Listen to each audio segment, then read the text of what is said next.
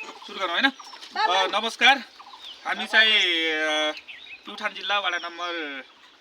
प्युठान नगरपालिका वडा नम्बर 8 मा चाहिँ यो गेजबाङ खप्रिङखोला बागदुला समग्र चाहिँ युवाहरू मिलेर चाहिँ हामीले एउटा नव उद्धार युवा समूह भन्ने चाहिँ हामीले विगत 2 वर्षदेखि सञ्चालनमा ल्याएका छौँ र हामीले त्यो उद्धार समूहबाट हामीले चाहिँ मासिक रूपमा बचत पनि उठाउने गर्छौँ र बचत गरेको चाहिँ जुन ऋण लगानी गरेको ब्याज जुन चाहिँ ब्याजको पैसाहरू हुन्छ विविध पैसाहरूले चाहिँ हामीले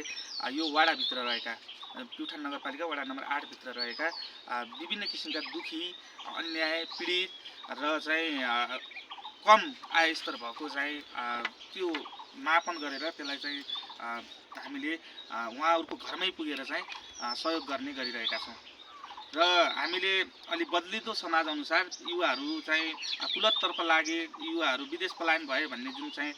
समाचारहरू हामीले देख्ने गरेका छौँ र यो प्युठान नगरपालिका वडा नम्बर 8 का चाहिँ युवाहरूले हामीले एउटा नवीनतम काम गरेका छौँ, एउटा चाहिँ यो एकदमै समाजमा उदाहरणीय काम गरेका छौँ भन्ने जस्तो पनि लाग्छ र हाम्रो बिचमा अध्यक्षज्यू संस्थाका अध्यक्षज्यू पनि आउनु भएको छ सम्भोगिरी हाम्रो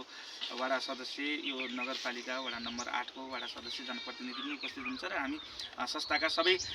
पदाधिकारी उपलब्ध जति हुनुहुन्छ उहाँहरू हामी चाहिँ उहाँको घरमा आएका छौँ र उहाँको समस्या के थियो भनेपछि 2080 साल साउनको 22 गते रोजगारीको सिलसिलामा चाहिँ यहाँबाट केशव थापा उहाँको श्रीमान बिन्दु थापाको श्रीमान हुनुहुन्छ, बिन्दु थापाको श्रीमान चाहिँ रोजगारीको सिलसिलामा साउदी अरबमा जानुभयो। साउदी अरबमा जाँदाखेरि उहाँ जागिर गएको 2 दिन नबित्दै सम्पर्कविहीन हुनुभयो। करिब झन्डै 22 महिनाको अन्तराल बितिसक्यो र उहाँलाई हामीले खोज्ने प्रयास पनि जारी गरिरहेका छौँ र अहिलेसम्म सम्पर्कमा आउनु भएको छैन र नआउँदाखेरि उहाँका एक छोरा सिरधर थापा र एक छोरी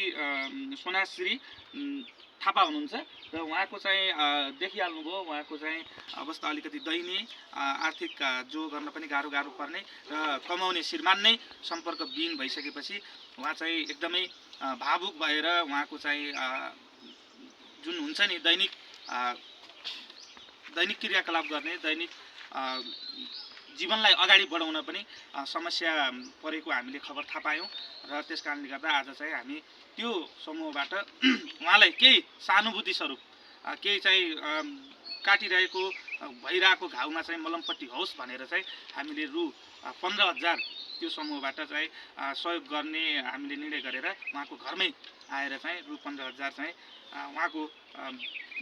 आर्थिक अवस्था या चाहिँ उहाँको दैनिक आवश्यक पर्ने घर खर्च चलायमान होस् भनेर चाहिँ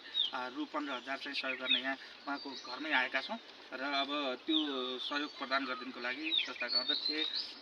जनप्रतिनिधि कोषाध्यक्ष लगायतले चाहिँ उहाँलाई चाहिँ त्यो 15,000 हस्तान्तरण गरिदिन म हार्दिक अनुरोध गर्दछु र उहाँको खोजी कार्यको लागि पनि सम्बन्धित निकायमा सम्बन्धित ठाउँमा चाहिँ हामीले पहल गर्नेछौँ भन्ने प्रतिबद्धता गर्न चाहन्छु। धन्यवाद।